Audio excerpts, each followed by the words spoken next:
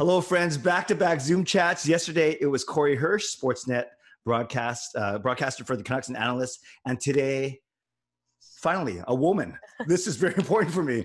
And it's a woman who I have a lot in common with because she is good looking. She is a video creator and, of course, a hockey fan. Please welcome my good friend, Jillian Fisher. Good morning, Jillian. Oh, hello. I have to follow Corey. That's scary. I don't know if I'm ready for that. I think you'll be okay. And all joking aside, I recognize I've done about 12 to 15 of these, and I've only had one female guest. It's just maybe the way that the Vancouver media, landscape is. So, but I want to tell you right off the bat, actually, and then I'll ask you about you. There's actually a brand new podcast that came out this morning in the Vancouver market called The Broadscast. I have seen them. I have. Yes, I'm so excited for them. I love their approach to social media, which is just like, we need more people who are just like them. So I was really excited. So I thought it was very fitting. I know 3 of the 5 of them quite well. And then I knew I was talking to you today. So it's a perfect marriage. So yes, we'll definitely promote the good work they are doing. Yeah. I want to talk about the good work you are doing in a few minutes, but firstly, how are you? How's COVID life? Are you doing okay? It's going. I had definitely to adapt to quite a bit, and I'm sure we all did. And it was just in lots of ways that most of us probably didn't expect. But it almost feels like the past, was it like 4 months, was a blur at this point. It just kind of is all blended together. And now I'm like, it's even weirder now that hockey's back, because like the first day, the first exhibition game with the Flyers and Pens, I was just so confused because it was in the middle of the day and it's July and there's hockey on. And I'm like, what is happening right now? But I'm doing good. That's awesome. And I want to ask you about that game and that team, of course. But for anyone who doesn't know, you and I got a chance to hang out for about 20 minutes last summer. Yeah. You were on your way through Vancouver, out of Vancouver, on the way home, right? And this was your honeymoon. Yes. Yeah, that was our honeymoon. You weren't feeling well. No, and I felt so dumb. What had happened was when I got to Vancouver, now mind you, I hadn't been eating well when I was traveling in Edmonton and Calgary. Like, not like I was eating bad, but like I was just eating different than I normally do. And so like something I always drink is mint tea. Like I have peppermint tea on me at like all times. And like, it used to be a part of my anxiety. I would always carry it with me, and I didn't. I've been trying to like just be more chill about things. And I was like, oh, the hotel will have some mint tea. So I asked them to bring some mint tea. They did. I drank it, and I kept drinking it like all day. I probably had like 5 or 6 cups of mint tea, which turned out it was green mint tea, which has caffeine in it. And I don't drink caffeine anymore because of my anxiety. Like, it's so funny. I actually tried to drink caffeine yesterday, and I tried to drink coffee for the first time in like, I don't know when, and I was a mess, and like I didn't sleep well last night. So I really don't drink caffeine because it's so bad for my anxiety, and just my overall body doesn't handle it well. And I was to the point, I had drank so much caffeine that I thought I was gonna like faint. Like we went down on our elevator, and I almost felt like I was gonna vomit. I was just such a mess, and like I was shaking, and it didn't even dawn on me that it was mint tea till we were going into the lounge to get breakfast, and I grabbed the tea, and I looked, and it's at the back of it. It wasn't even on the front. It was on the back that said it was green tea. And and I was only in Vancouver for like a day. It was like one day. And I'm like, are you serious? I thought I was going to have to go to the hospital before, cause I'm like, I cannot get on a plane like this. I cannot fly this way. I thought for sure we were going to have to go to the hospital. That's how bad I was. And you saw one period of the Canucks game the night before, correct? One, yeah. I tried staying, but all of the like, if you've ever had anxiety, some people, I forget the word, olfactory, is that the word I'm looking for? Essentially, when there's lots of loud noises and crowds, it's just as terrible for anxiety. But I didn't know that I was having that bad of anxiety at that point. Like I was still trying to figure out what the heck was wrong with me. Yeah. Maybe you thought you were just excited to see Pettersson and Hughes in person. I don't know. I am glad I honestly didn't even want to go. I was like, no, I got to do this. I just got to get to one. I just got to get there. I thought if I just get there, I'll be fine. Right. But it was not. I did not get any better. I just can't believe that that's what happened. And the last time I was in Vancouver, because I was there the September before we went to Skookum Festival. and I had eaten something bad, and I wasn't that bad, but I was just like, the last time when I was leaving Vancouver, the flight home was rough. Like, not like as bad, obviously, as I was, but I'm like, man, I gotta just like chill when I go to Vancouver, because I eat good food when I'm in Vancouver too. Next time, you and your husband, you stay with me and my wife Gail and our kids, and we will take care of you. How's that? Thank you. I think that's what I need if I'm coming there. All right, we'll do that. Tell everyone, do you live close to Philly, in Philly? No, so I'm from Philly. I met my husband outside of Philly. We lived there for a year together, and then we moved up to Boston, or outside of Boston, for his work. So I lived in Philly, or outside of Philly, I should say. Right. My whole life up until, I was in my early 20s. So that's why I'm a Philly girl. And it's funny, like I still miss it there. I still miss my family, and I just miss the Philly area a lot. Up here is just, it's different. It's only 6 hours away, but it's very, very different. So were you happy when the Flyers beat the Penguins in OT, or was that no big deal? I mean, you always care. You always care. It doesn't even matter if it's an exhibition game that means nothing. You don't want the Flyers to lose, ever, especially against the Pens. So I was excited, and then I got nervous, and all the emotions came back. And I think I tweeted out to somebody, they were like, did anybody else get emotional? And when I heard Jim Jackson's voice, he's one of the, I get all the terminology wrong. Like is he play-by-play? He's one of the voices. When I hear his voice when the game starts, it just feels like home, because that's his voice. And I heard it, and I was like, whoa! Like I got emotional, because I'm like, oh my god, it's been so long. And then it just, like, all of the emotions of the past 4 months just came like flooding back at once.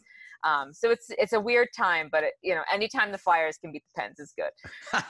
So the Flyers, they quietly had this awesome season where they're even top 4 in the East. They get to play with the other 3 teams while everyone else beats each other up.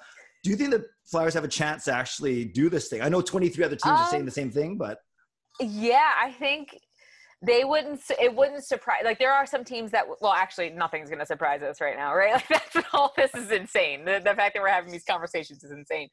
But when you look at it, they are one of the teams that I feel like, especially when they were going into the playoffs before everything, kind of went to a screeching halt, they were a team that I was actually, for the first time in a long time, I was excited about. I thought back to like the 2010 Stanley Cup final run, where like they went into that, they should not, like, there was that momentum they had then in 2010 was not like anything like they had going into this season. So it was just one of the first time, like, I was really letting myself believe, and I'm a Philly fan, so I don't let myself believe very often. So I do think, coming back, everybody's different. Everyone's on the same playing field. It's like they've all had this break. We're all going in this together. So it'll be interesting to see, but it would not surprise me to see the Flyers have a deep run. And it would also be the most Philadelphia thing to win the Stanley Cup and not be able to celebrate properly. Like, that's just, that's just what we get. Yes. Well, in Vancouver, as you can appreciate, Jillian, I don't care if there's an asterisk, if it's an exclamation mark, if it's a bunch of hashtags. I will take a cup. I will take the COVID Cup. I'll take the Stanley Cup. Yeah, I'll take it. I'll take it. And I think Vancouver would be one of those teams where it's like, I definitely don't see them as fully formed as some of the other teams, but like right now, it reminds me of the Stanley Cup playoffs are always a tournament, right? They're always a tournament where you're being played in these. The players are killing themselves in these tournaments, and we're seeing it a lot with like the MLS and the NWSL. We saw it where like the tournament play is really, really difficult. And we, as hockey fans, we know that because we have tournament play every time, but nothing quite like this. So I think what's nice about tournament play, what's nice about the Stanley Cup playoffs is if you get hot, or your goalie gets hot, whoever, if you just get that spark, I think that the Canucks do have enough that if they get that going, they could be a scary team as well. I mean, anybody can, but it wouldn't totally blow my mind. Yeah, I agree with you, and not just because I'm from here, but there are a lot of people picking them almost as a dark horse. You're right. You need a hot goalie, and we got some young studs here in Besser, Pettersson, Hughes, JT Miller, not so young, but yeah, there's a lot of exciting stuff. But I speaking of young, I love Philly's mix though, because they've always had this really neat mix of young players, veterans, and then now they have goaltending, and I think obviously they're going to need that going forward. Yeah, and it's tough because you don't really want to get your hopes up too much ever. I was starting to really believe in this team. We kept seeing what was like the cup predictor, like the Flyers were consistently right before the pause the most likely to win the cup, just I guess based on like how the formatting and everything would work. A lot of it also depends on which team you run into in the playoffs. Like that's the tough thing about these tournaments like this, is that it all depends. Your team could be doing great. Yeah. But the team that you have to play against, you might just not play well against them. They may have a different type of defense. They may, whatever it may be. And obviously the best teams, they always find ways to win, but it's really, really tough in these tournaments. So, I agree. And it's the first time that I'm really being like, okay, Carter Hart, you're our guy. Like that's scary for, it's the first time I'm really saying that. Yeah. So it's a lot. And I think if anything, I hope for good things for them, but I hope they can at least make a decent run, get some good experience. That way next year, things may be even more in line. Yeah. Just because I would have never predicted them to be a Stanley Cup contender at the beginning of the season. For the first half of the season, I was like, they're full of crap. I don't believe this. So we'll see what happens. I just think that they would benefit obviously from a cup. No wonder, no crap there. But a deep run would be really good for their team. And like, again, for the young players, and just, they haven't had a deep playoff run in how long. So it's always good. It's always good to kind of get into that and get that experience. Yeah. And I love what you said about the unpredictability about who you match up with. And this year of all years, they're reseeding. It's not a typical bracket. So you don't even know who you're playing until Exactly. It's not like you can be like, all right, if we get through this, oh crap, we got to face them. It's just, and I mean, the reseeding I think is a good way to do it in general. Like that is how any other time I would be like, yes, do that. But I think during COVID, everyone's going in now. Obviously every team has different levels of talent and different things that they do better, but everyone's on an even playing field in terms of like injuries, in terms of conditioning. Like we're all here, we're all stuck in the bubble together. Nobody has a leg up there. So it's as even as a playing field as it can get right now. Yeah. Great. Well said. A couple more hockey questions. Yeah. Do you, what intrigues you the most about this whole return to play, whether it's on the broadcast side, whether it's on the adjustment side for the players, or just as a whole, staying healthy? What intrigues you the most about what could happen over the next 2 months? Definitely the staying healthy part. I think so far there's been no positive COVID tests, but it's important that stays that way. Obviously, we saw like the NWSL, they had a team withdraw before they got to the bubble. Once they were in the bubble, they had at the very end of the last day of their tournament, they had like over 2,000 tests, no positive results inside the bubble from players and staff. Yeah. The MLS, they had a couple teams withdraw. I think it was 2 teams, Nashville and Dallas. Yes. So the health side of it's scary because it's really easy when you're watching the game to kind of totally forget that we are living in the midst of a pandemic. And now Toronto, I think they had 1 new case yesterday or 2 days ago. So like the likelihood of them now getting it is still pretty small, but all it takes is one person, and there are a lot of moving pieces. You're asking a lot of this bubble. You're asking a lot of it. And, I worry about like playing for the cup, how teams may not be really willing to withdraw if needed. So that is a piece that I worry about. I think as long as they're in the bubble, and if we can get through the first round and players are actually abiding by it, safety it feels a lot better. But I worry about the safety, not just the players, the staff, but like everybody that has to clean, all that stuff. We're asking a lot of these people. So that is my number one concern. Well said. And you're right. Everyone could have the best intentions. They could be following protocol, procedure, and you just never know. And that's a scary thing. That's a very scary thing. And not just for these players, but for us in society too. It is. And there's a lot of people the bubble. I mean, I don't know the full details of the bubble, but like, are all of the employee, like the bubble is not a perfect bubble, right? Like you can have all the players and staff and everybody stay there, but the people who work in that hotel still probably interact with people. There is still that chance. I actually don't know about the NHL. I don't know how they're doing it 100%. And there's just so many people, and all it takes, we see how the biggest thing with this virus is just how infectious it is. So it just takes that one person. They might not have even done anything. They might not have broken protocol or whatever. But that is the concern. Right. And what people around the league want to know is, did Gritty make it into the bubble, into Toronto? Yeah. that's so actually I have my video coming out. I do touch on this. Okay. I touch on this. But do I think Gritty's in the bubble? No, I think Gritty will find other ways to haunt players Okay, and awesome. teams. Yes, no, we will get into, oh, actually one more hockey question before we move on. Seattle Kraken, first reaction.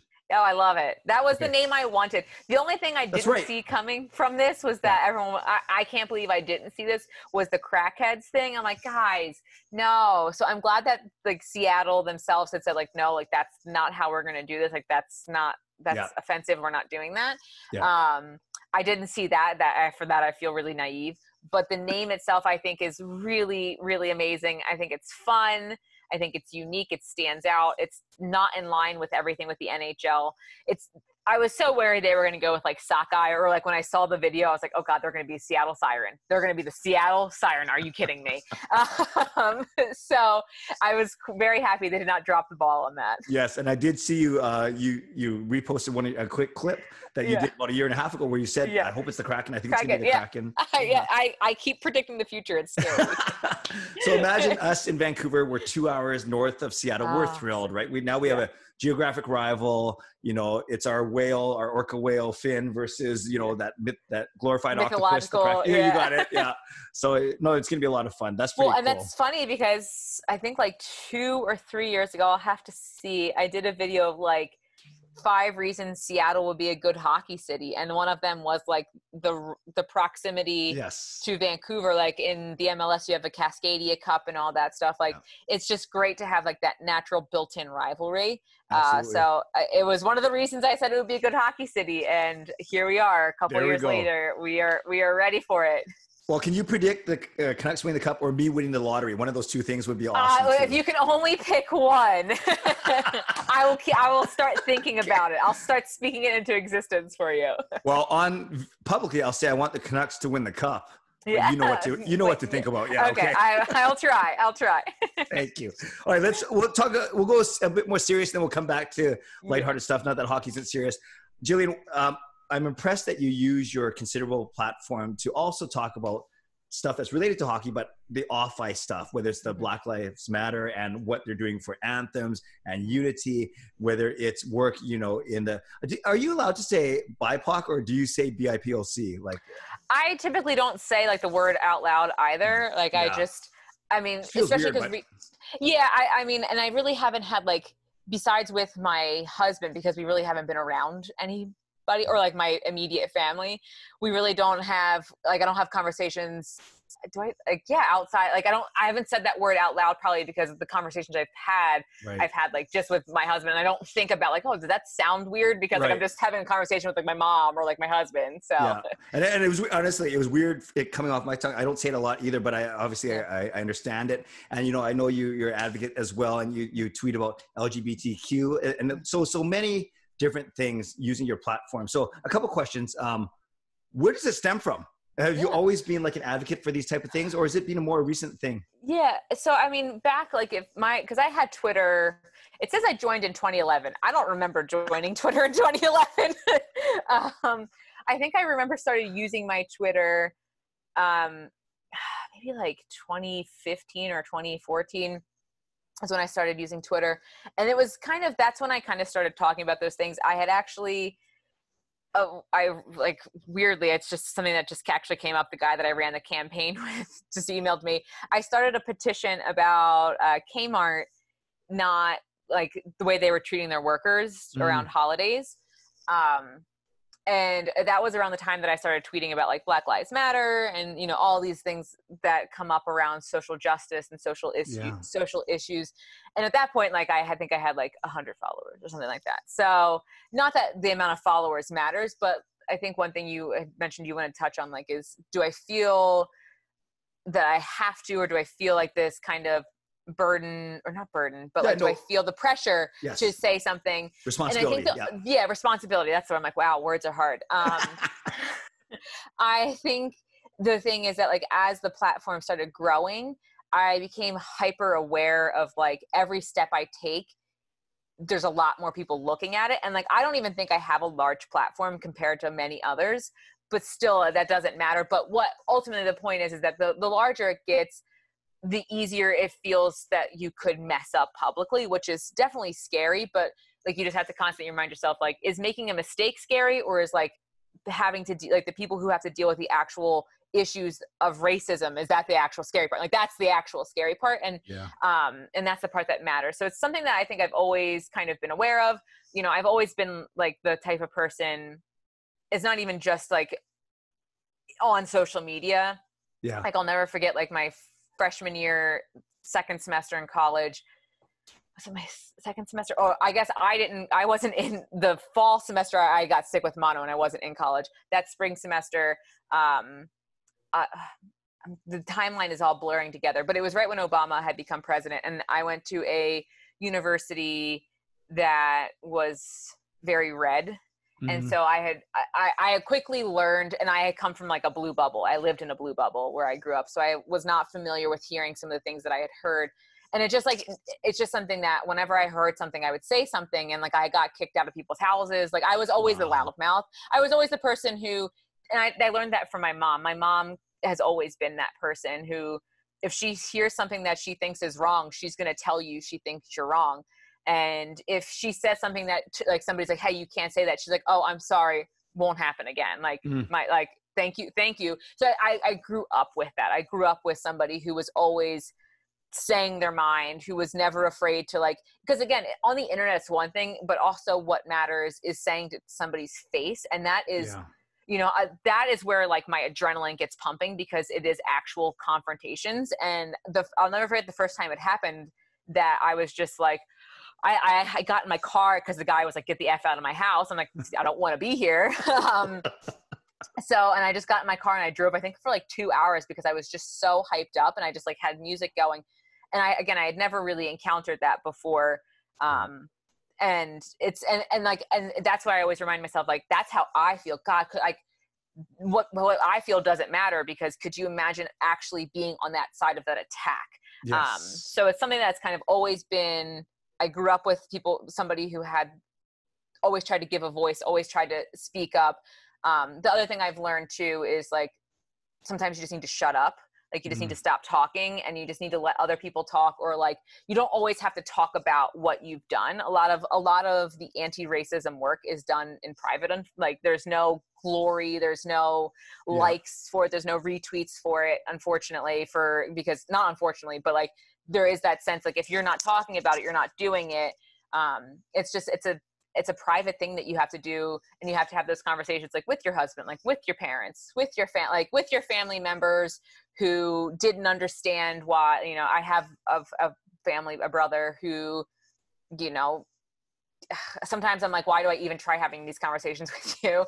But we still do. And those are the tough ones, and those are the ones you have to have it. So like, it's great to do it on Twitter. It's great to stand up, and it's great to amplify other voices. Like, I think that's the biggest thing I've learned. Not just recently, but I've been trying to do for a while. That's where it matters. And like, then privately is making sure that like you're having those tough conversations too. So much there. Such a good answer. And I think the platform thing, not just for you, but you think of players and organizations, they would get called out if they didn't say something. So I think that's a tricky part of it too, but you're right. Individuals, corporations, they could do stuff in private too. They don't have to let everyone know.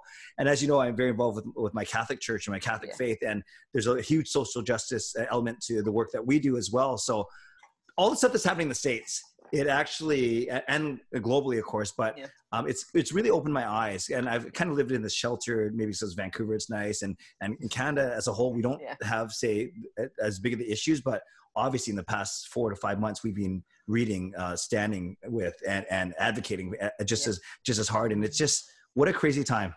What a crazy time. It is. And I at one point, somebody tweeted out, like, it's a good thing. Maybe it's a good thing we don't have sports right now, because we don't need that quote unquote distraction. Yeah. And I really thought that was so important, because sports are great because they can quote unquote bring people together. Sometimes that is a very privileged stance to look at it that way. Because like, I'm a white person, like, it's pretty easy for me to go to any sporting event, you know?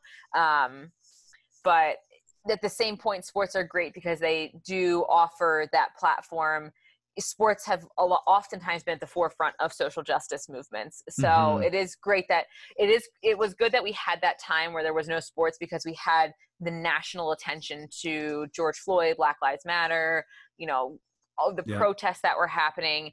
And now we can kind of, with sports, continue that movement. And again, have sports continue to lead the way, because we see, like, at least in America, our government's not going to do that for us right now. And we shouldn't constantly be asking them to do everything. We have to be the ones pushing it as people and as citizens of this country. We have to be the ones doing it.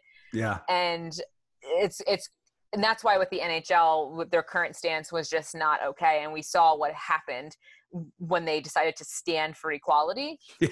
You don't want Eric Trump to say they're doing a good job. Like, that's not good. That doesn't say a good thing about what they did, because you don't want to stand on the side of white supremacy. Like, you have to, it's not enough to just be like, oh, we don't agree. Like, no, you have to denounce it at that point. Yeah. And that's why, like, I know there's the Kneel for Hockey thing going on, and right now it's kind of just, it's early in the day. And like, there was a couple of people who tweeted about it last night.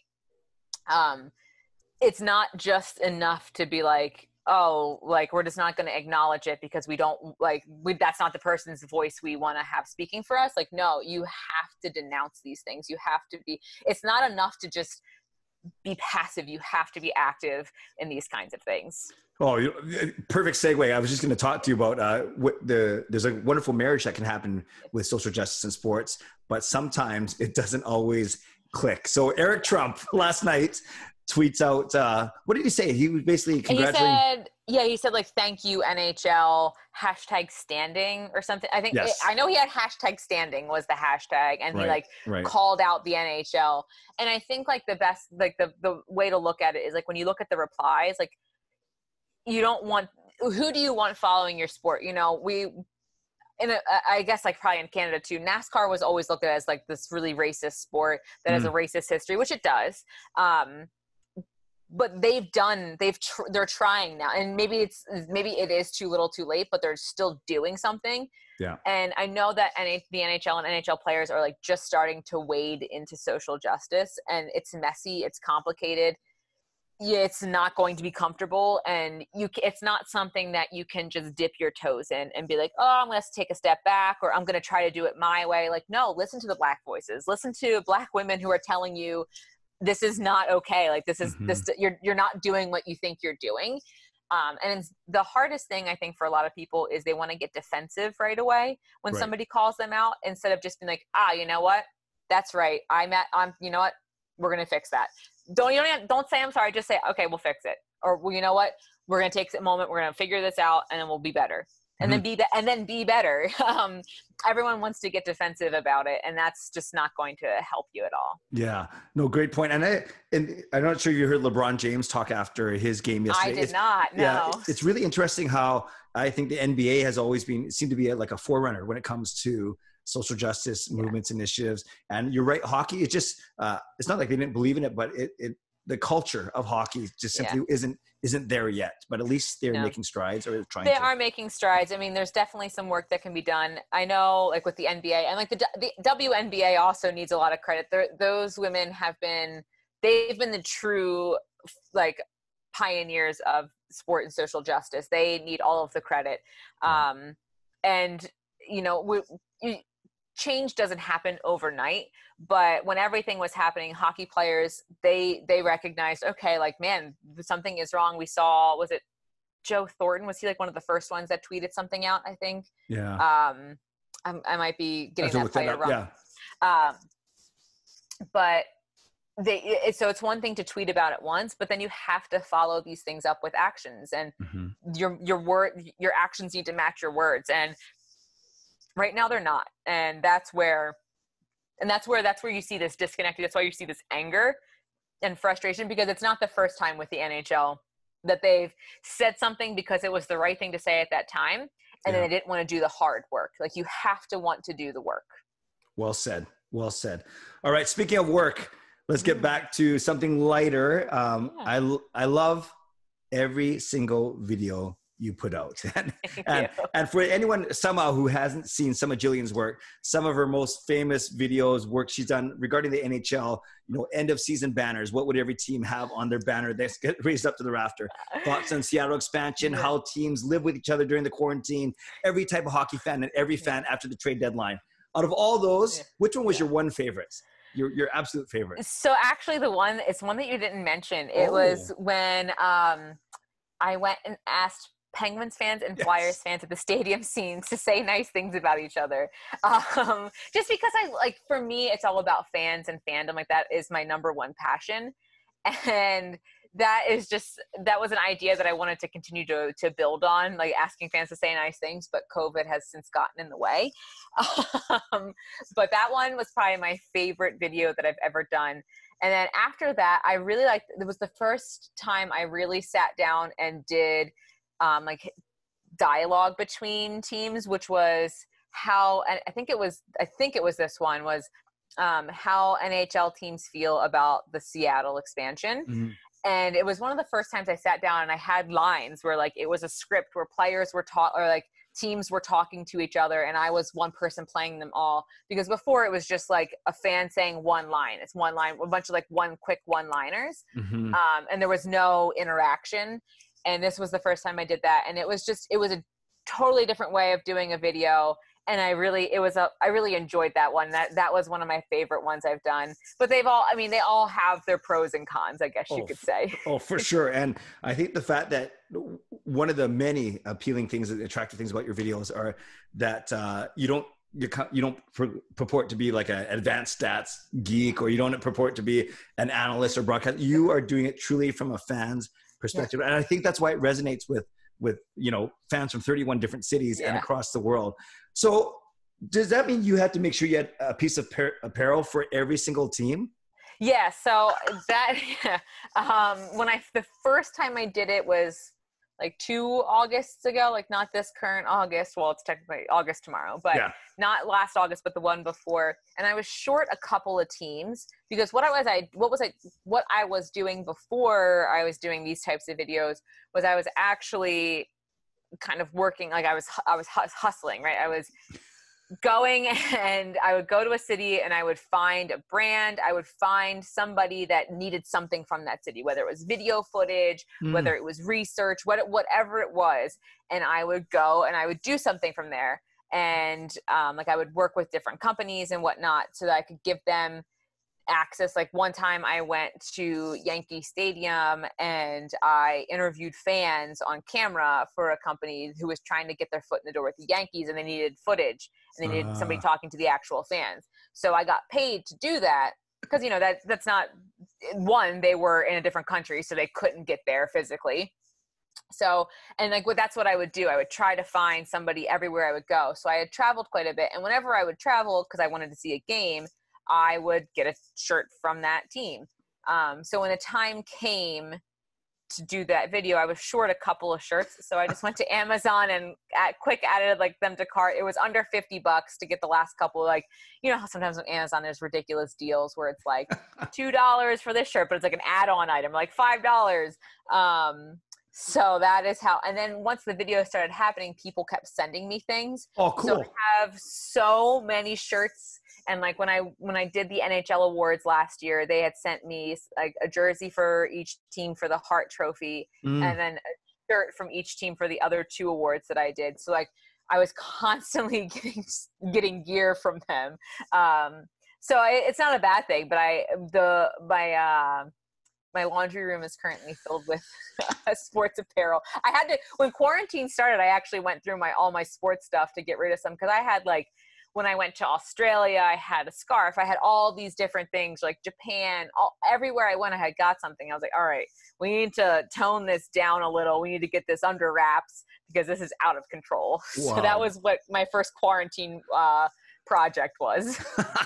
So along with the apparel for all 31 teams, you have to know at least a little bit from every team. And one thing that, again, another thing I admire about these videos is it's not just, I can tell you're not just looking up, Googling Nashville Predators and then dropping 3 names of players. Yeah. You actually know your stuff. So typically, do you try and keep tabs on all 31 teams, or is it more topical? And like, I'm just very impressed by that. Yeah, it's I think it's a balance between them. So like the easy part is when like there's always 10 to 15 teams whose names are in the like nationwide in hockey media, who just because of that. So there's always those, and then you have like your next lower batch where you have to have been doing some work. So like luckily with the internet, you have Twitter, you have Facebook, you can look at the comments, you can see what people are talking about, and you can see trends, and you can see like what's going on. And so like I'm not watching every single game, but I am keeping tabs on every single game, because like if I see somebody scoring a lot, I'll write that down. And I have a Google Doc where I used to keep it daily, where every day I would keep tabs. And now it's more of like a weekly thing where I look at weekly trends, just because that's easier to keep up with. Totally. And like if I notice that like because what happens is like the weekly trends were easier because I was like, okay, like I haven't talked about the Minnesota Wild in 3 weeks. What the heck are they doing? And like they were a team that this always happened with, because it's just they live in like hockey limbo. So there's always those teams, and what gets tough about them is you don't want to keep making the same joke. Yeah. But sometimes like that's the best joke, like that's the best one. So you're going to run with it. So it's not about watching every game, but it's just kind of knowing what's going on with every team, and like and like what's nice is with hockey, I have the historical knowledge for a lot of it because I grew up watching it. Yeah. So like I've been doing some NWSL videos, and it's a little bit more challenging because I am such a perfectionist that like I don't want to feel like somebody thinks I did it wrong. Right. And I don't have that historical knowledge with the NWSL. Like I've been a fan, more passive than I have with hockey. Like, and that's why I've opted to do this, is because like I need to be more of an active fan. Yes. But I didn't grow up watching the Houston Dash. Right. I didn't grow, and because partially because it didn't exist, and like they're relatively new and whatnot. But like it's just different when you can pull in like if you feel like you're saying the same line 10 times, you can pull in like with the Devils. I can make a joke about them being a Mickey Mouse organization because of what Wayne Gretzky said about them. So it's like I can pull in something from a decade ago or 15 years ago. And what's nice about those kinds of jokes is that like they really show that you have actually you know what's going on with that organization, not just now but in the past. And like that's why I do love throwing those in there sometimes also because I know it's going to piss people off. I'm like, I like to make you mad. So that is part of the reason why I like doing it. And it's funny that you use the Minnesota Wild as your example, because we're going to know everything here in Vancouver about the Wild for the next 2 weeks, unfortunately. So yeah, don't fall asleep. It's a shame because like everybody, when I was in Minnesota, I loved it there. I know like it's not just about like the NHL there. They care about hockey at freaking every level there. Sure. They really do. So I don't like making fun of them as much because like they genuinely love hockey. Yeah. But they just make it so easy. No, you can make fun of them. In fact, this is the part I'm going to put on Twitter as my trailer. We can make fun of the Minnesota Wild all you want, especially for the next 2 weeks. Well, yeah, in Vancouver, definitely, right? Yeah, exactly. So there's a lot of content creators that watch these vlogs, Jillian, either they're vloggers themselves, or they're video creators, or they're podcasters. Given that you kind of exploded in a good way over the past couple of years, and there are a lot of people that simply won't have that success, exposure, but they're very diligent and very passionate and committed to their craft. What kind of just quick feedback, advice, encouragement can you give the content creator out there watching this, whether they have 30,000 subscribers or 300 subscribers? Number one, do it because you love it. There was definitely a time, and that's part of the reason why I had to take the break that I took, because at a point it started to feel like I was doing it because I felt like I had to, not because I was enjoying it. And there's always going to be parts about the creation process that you don't like. There's your weak spots because you're being asked to do everything. So make sure that at the end of the day, you had fun somewhere doing this. If you're not, take a step back, because it's going to show. And also nothing is going to ever make you happy or have fun doing it. If you think making money is going to make it fun for you, that's not. It's actually going to make it harder for you. It is, because you're going to feel a different sense of pressure. Yeah. So if at the end of the day, you're not having some fun somewhere in this process, and be honest with yourself, take a step back and come back when you want to. Like, that's what I did. I took a step back and I came back when I wanted to. The other thing is, don't be hard on yourself. Like, you're the only one setting these rules for yourself. Like, I was trying to make it so I had to make a video every single week. I'm like, why? That's a rule I made myself because everyone on YouTube said that I had to. No, do it if it's once a month, if it's once every 2 months, and then if you do 2 in 1 week, who cares? Do it when you want to. You're the only one doing this to yourself. Right. And if you set your standards and your precedents as they are, then that's what will follow. That's how everyone will come to understand it. So those are the two best things. Is one, make sure at some level you're having fun somewhere along the way in that process. Like, at times I hate the editing process, and at times I love the editing process. But like, so there are moments that we're all going to hate throughout it. But just make sure at some level you've had fun, and to set standards, set your precedents, set everything, your expectations. Make sure you set them in a way that matches you, because if you don't, you will burn out. Burnout is going to happen. So if you think that you have to have a video every week, and if it doesn't get X amount of views, like, no, just set the rules for however you want them. And then that way you don't burn out and you can actually still have fun doing it. Oh, great advice. And I think enveloped in both of those responses is don't get trapped in the comparison game. There's always going to be someone that has more views. There's always going to be someone that has more followers, more exposure. And if you do that, then like it's so easy to say, like, don't do it for the views, don't do it for this. But like, obviously you're making it so you want to share something with other people. But the moment you start comparing is the moment you're not taking into account of everything that you've done personally, and you can't compare where you are in your journey to somebody else's in their journey. Awesome. Okay, Jillian, let's wind up. It's something I call the 5-hole, right? Which is appropriate for hockey. I used to call it the 6-pack, but then I don't drink, so it didn't make any sense. So 5-hole, 5 questions, some of them kind of fun, some of them a little more serious. You can go answer as broad or as deep or as shallow as you want, for lack of a better term. Awesome. So number 1, I think I know the answer to this one. Number 1, are you an extrovert or an introvert? Definitely extroverted, but I have my moments where I just do need my time. So extroverted for sure. Okay, number 2, and you won't offend me either way because I'm half of each. Do you like Japanese food or Chinese food? Oh, Japanese. Yeah. My favorite food was, I forget what is it yakitori? Yeah. The Japanese, like you think of Korean barbecue, but it's like Japanese barbecue. When I was in Tokyo with my roommate, like, I lived in Spain and she lives in Tokyo. She took us to one of her favorite places. I ate so much meat that my stomach was upset for like 2 days, but I didn't even care. It was the greatest food I've ever had. Yeah, yakitori is the chicken on the stick. Yeah, no, it's awesome. Yeah. Okay, good. Number 3, describe Gritty in 1 word. Chaotic. Perfect.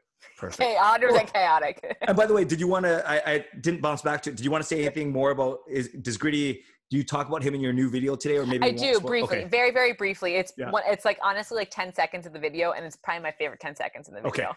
Okay, we'll make sure that everyone checks that out. Number 4, use whatever definition of the word important that you like. Mm-hmm. Who do you think is more important for the Canucks going forward? Elias Pettersson or Quinn Hughes? Oh, going forward? So like not during this? Yeah, not necessarily during the play, just franchise overall. Who's going to be more important for the Canucks, Pettersson or Hughes? Both is an acceptable answer, but if you want to try one, that's fine too. Oh, that's a tough one. I'm going to say Pettersson. I'm going to say, because I don't want to use it as a cop-out and say both, because I do think they are going to be. But I think just because you hear his name more, so I think that's where my mind I think is going there, is you hear Pettersson more. I think he's going to need to be a leader long term, more so than Hughes. That totally fair. Okay. And number 5, you can give 2 answers because I think I know what your first answer could be. Who is going to win the Stanley Cup? Who is going to win the Stanley Cup? That's really tough because also the exhibition games were just exhibition games, so it is difficult. I'll say, I'll tell you one, and then the second one you have to watch the video. Okay. I'm going to say the Flyers because obviously I have to pick the Flyers here, and I do think they are a team that we're saying that we would be surprised, but honestly, we shouldn't be surprised. They're good enough. When they were right before the season went on the pause, they were hot. They were on a good streak. If they can pick up where they left off, I think they are a truly dangerous team in the playoffs. Okay. And then the other part you said, well, what? We'll tease the video. It's in the video. Yeah, it's in the video. Well, I'll make you a deal because we always make these fun little wagers because this is a good one. Okay. If Philly and Vancouver meet in the finals, okay, whoever team wins, not loses, I think they should fly the other person out to their respective city. And it'll be worth it because we'll be so happy that they won. What's $500, right? Right. It'd be different if we can make a different wager that we will agree on privately. If they meet in the final, we will make a fun wager. I promise. That's fair. That's the first thing I thought. I just don't want you to have to pay for someone and lose the Stanley Cup. That's a double whammy, right? That's a bit too much. But we will, if the Flyers and Canucks make it to the Stanley Cup final, we will come up with a good wager for us. Okay, that's fair. We won't commit to anything now, Jillian. Thank you so much for your time, and you're truly inspiration to me when it comes to your advocacy, your content creation, and just your overall, just your outlook, your positivity, and the way that you are able to engage in conversation, true conversation, as opposed to just running people over or not being able to engage in those things. So I really admire what you do. More importantly, who you are. So I appreciate your time. Okay, take care and good luck to the. Thank you. Good luck to the Flyers, I guess. Yeah. Good luck to the Canucks, I guess. You're out on the West Coast, so that I can say good luck right now. Yeah, we won't worry about you for 4 more rounds. That sounds good. Yeah, exactly. All right, thank you. Thanks.